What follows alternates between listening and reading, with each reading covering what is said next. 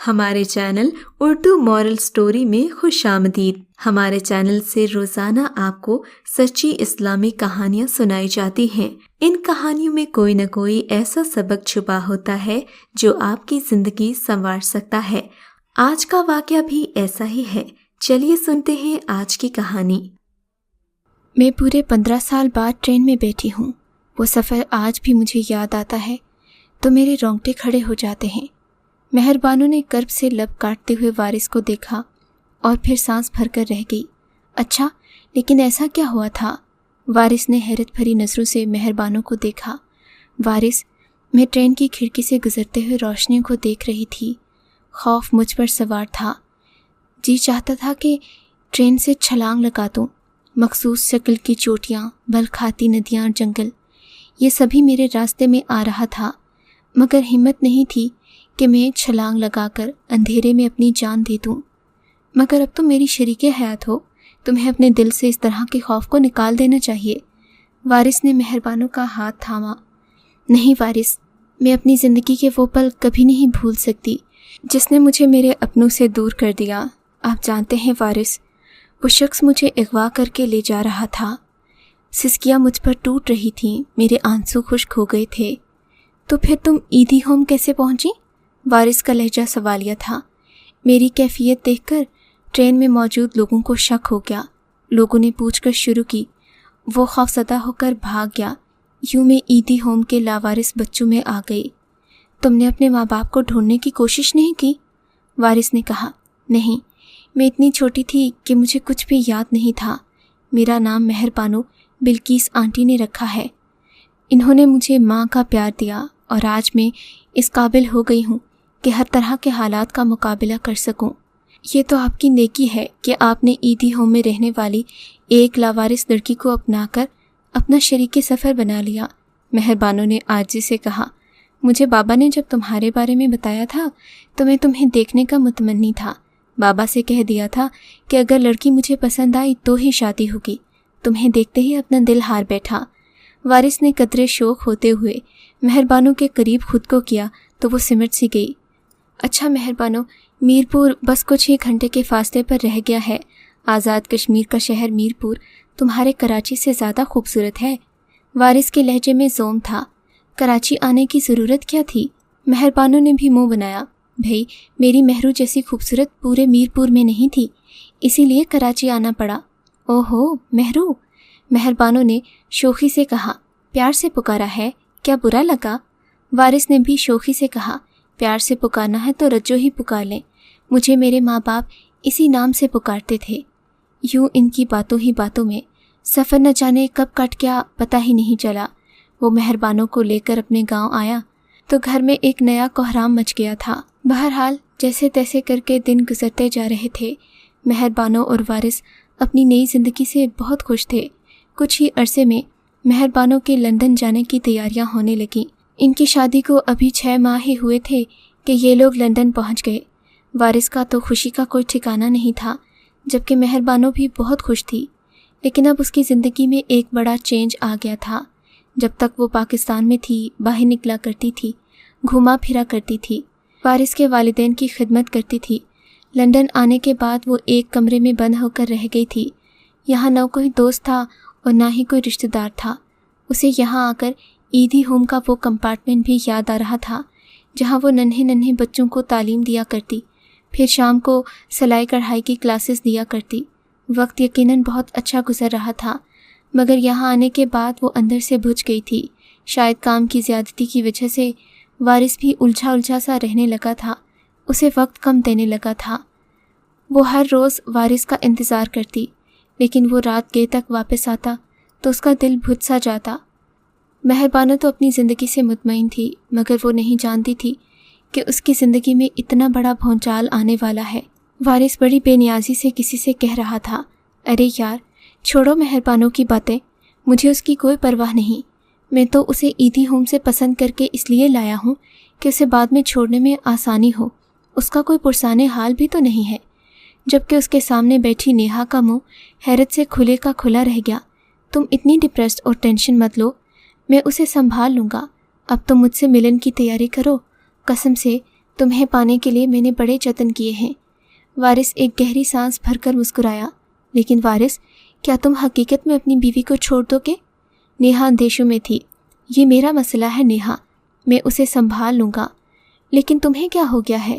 مجھے لگتا تھا مجھے دیکھتے ہی تم خوشی سے جھوم اٹھو گی، کہو گی بس اب اور انتظار نہیں کر سکتی، ہمیں کورٹ میرج کر لینی چاہیے۔ وارث کے لہجے میں تناؤ آ گیا۔ ارے نہیں وارث، میں بہت خوش ہوں، مجھے خوشی ہے کہ تم نے میرا وعدہ پورا کیا۔ پھر وارث بھی اس کا پرانا موڈ دیکھ کر خوش ہو گیا اور کل ملنے کا وعدہ کر کے چلا گیا۔ آپ کہاں رہ گئے تھے وارث؟ جب وہ گھر آیا تو مہربانو سخت پریشان تھی۔ کام ڈھونڈنے نکلا تھا، کوئی عیش کرنے نہیں، پتہ ہے نا لندن میں رہنا اتنا آسان نہیں ہے، تم میرے لیے پریشان مت ہوا کرو۔ وارث سخت اجڑے ہوئے لہجے میں کہہ رہا تھا۔ آپ اپنے چچا سے کیوں نہیں کہتے آپ کو کوئی کام دلوا دیں؟ مہربانوں نے جملہ ادھورا چھوڑا۔ ارے ان کا یہی احسان ہے کہ انہوں نے یہاں بلا لیا، خیر مل جائے گی نوکری، تم پریشان مت ہو، وارث نے نظریں چراتے ہوئے کہا۔ وارث، آپ کو پتہ ہے آج دن میں میری طبیعت بہت خراب ہو گئی تھی اور آپ سے رابطہ بھی نہیں ہو سکا۔ مہربانو کھڑی تھی۔ لیکن میں ڈاکٹر کے پاس گئی تھی۔ کیا؟ تم کیسے گئیں؟ اکیلی تو نہیں نکل گئی؟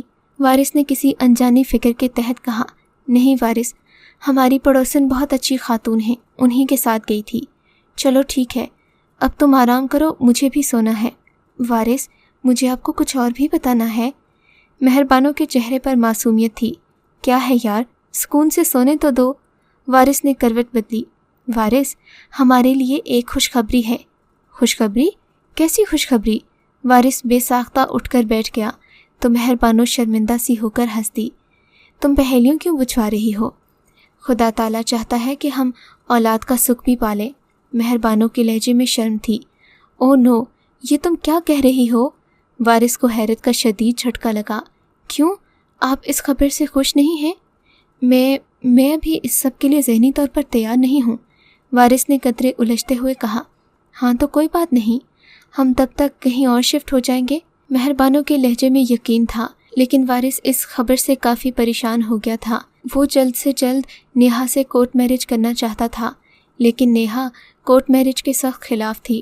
وہ اپنے گھر والوں کو خوشی میں شامل کر کے شادی کرنا چاہتی تھی، جبکہ وارث اس سے کہہ رہا تھا کہ وہ 1 مہینے میں ہی شادی کرنا چاہتا ہے۔ بالآخر وہ اور نیہا شادی کرنے کے لیے پاکستان روانہ ہو گئے۔ وارث کو گئے ہوئے مہینہ ہونے کو تھا، مہربانوں کی نظریں دہلیز کا پیچھا ہی نہ چھوڑتی تھیں۔ وہ اس آس پر دن گزار رہی تھی کہ شاید کوئی خبر وارث کے بارے میں آ جائے۔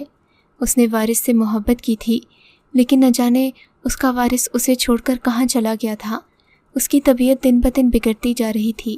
پڑوسن اس سے ہمیشہ ہمدردی جتاتی کہ بھلا کوئی اپنی بیوی کو یوں چھوڑ کر جاتا ہے۔ مہربانو اس کی بات پر دل تھام کر رہ جاتی۔ اسے کیا پتا تھا کہ اس کا شوہر اسے لمبے عرصے کے لیے چھوڑ کر گیا ہے، شاید وہ اب کبھی نہیں آئے گا۔ آنٹی سبین نے جب یہ باتیں سنی تو اس کے شوہر وارث کے بارے میں اپنے طور پر تحقیق کرنے لگیں۔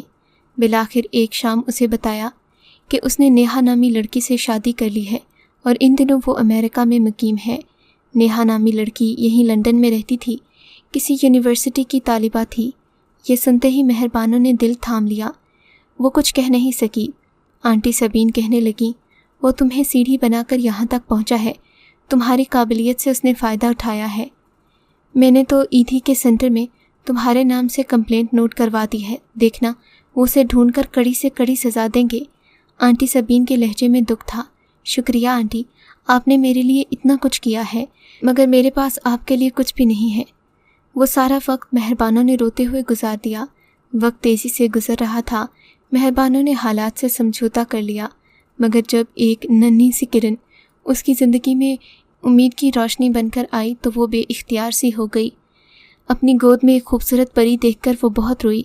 خزاں کی زد میں آئی خشک ٹہنی اس ننھی کوپل کو پا کر ہری بھری ہونے کے لیے تیار تھی۔ بیٹی کی پیدائش کے بعد اس کے اندر ایک نئے عزم نے جنم لیا۔ اسے اپنی بیٹی کی خاطر وارث کا بوجھ اپنے اوپر سے ہٹانا تھا۔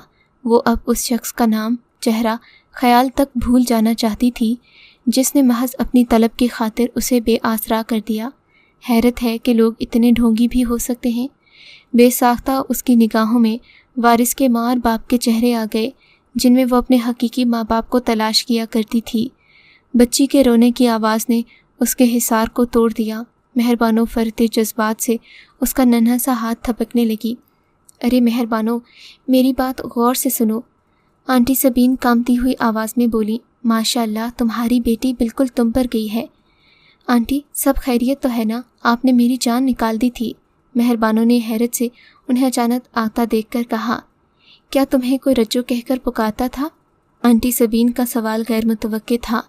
जी, मेरी माँ और बाप। सारे जहाँ का दर्द मेहरबानों के लहजे में सिमट आया। और तुम्हारा कोई भाई भी था? जी हाँ, बिल्कुल, मेरा एक भाई था। मगर आप ये सब क्यों पूछ रही हैं? आप कैसे जानती हैं मेरे माजी के बारे में? मेहरबानों के लहजे में हैरत थी। क्या तुम्हें अपनी माँ का नाम याद है? आंटी सबीन का लहजा जल्दबाजी का गुमाज था। हाँ, जहाँ तक मुझे याद है उनका नाम हफीज़ बेगम था और महरम खान भाई का नाम। वो दिमाग पर जोर देते हुए बोली। ओह मुबारक हो महरू, तुम्हें तुम्हारे माँ बाप मिल गए। क्या सच? कब और कहाँ? कैसे हैं वो? मेहरबानों का खुशी से बुरा हाल था। उसकी समझ में नहीं आ रहा था कि कैसे वो अपनी खुशी का इजहार करे। एक खुश रंग कैफियत उसके चेहरे पर फैली हुई थी। अरे बेटा, मैंने ईदी सेंटर वालों को तुम्हारे अगवा होने की कहानी सुनाई थी।